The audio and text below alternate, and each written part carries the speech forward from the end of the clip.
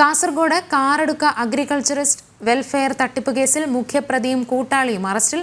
Society secretary K Ratheeshan, Kannur സ്വദേശി ജബ്ബാർ എന്നിവരാണ് പിടിയിലായത്. തമിഴ്നാട്ടിലെ നാമക്കല്ലിൽ നിന്നാണ് അന്വേഷണ സംഘം പ്രതികളെ പിടികൂടിയത്.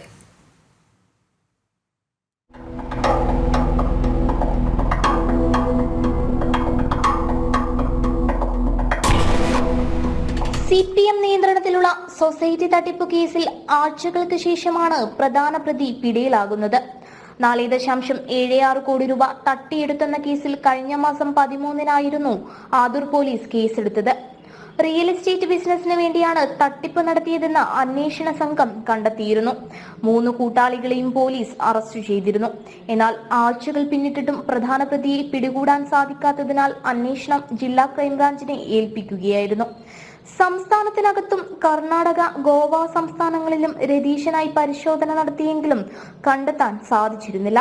ഇതിനിടയിൽ സാമൂഹ്യ മാധ്യമങ്ങളിലൂടെ പ്രതി ബന്ധുക്കളെയും സുഹൃത്തുക്കളെയും ബന്ധപ്പെടുന്നതായി അന്വേഷണ സംഘം കണ്ടെത്തിയിരുന്നു.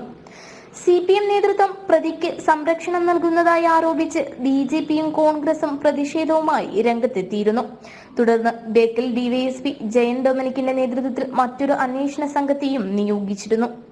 ആഴ്ചകൾ പിന്നിട്ട അന്വേഷണങ്ങൾക്കൊടുവിലാണ് തമിഴ്നാട്ടിലെ നാമക്കലിൽ നിന്ന് പ്രധാന പ്രതിയും കൂട്ടാളിയും പിടിയിലാകുന്നത്.